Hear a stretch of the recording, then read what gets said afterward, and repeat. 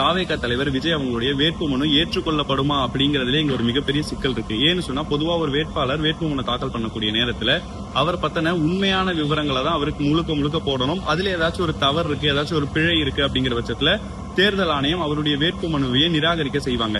இங்க விஜய் என்ன பண்ணிருக்காரு அப்படின்னு சொன்னா இவரு 2 தொகுதிகள்ல நிக்கிறாரு. ஒன்னு பெரம்பூர், இன்னொன்னு திருச்சி கிழக்குல. இந்த ஒரு பெரம்பூர்ல அவர் வேட்புமனு தாக்கல் பண்ணக்கூடிய நேரத்துல அவருடைய வயசு 52 அப்படின்னு சொல்லிட்டு தாக்கல் பண்ணிருக்காரு. ஆனா திருச்சி கிழக்குல அவர் வேட்புமனு தாக்கல் பண்ணக்கூடிய நேரத்துல 51 வயசு, அதாவது ஒரே வாரத்துல தனக்கு 1 வயசு குறைஞ்சிருச்சு அப்படிங்கிற மாதிரி வேட்புமனு தாக்கல் பண்ணிருக்காரு.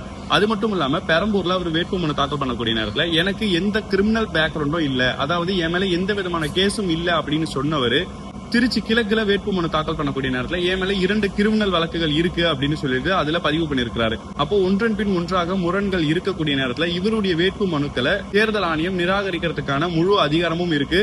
வேட்பு மனுவை திருப்பி ரீசப்மிட் பண்றாரா, இல்லாட்டி இதுக்கும் திமுக தான் காரணம்னு திமுக மேல பழி சொல்ல போறாரா அப்படிங்கறத பொறுத்து இருந்து பார்ப்போம். இதை பத்தி நீங்க என்ன நினைக்கிறீங்கன்றத கீழே மறக்காம கமெண்ட் பண்ணுங்க.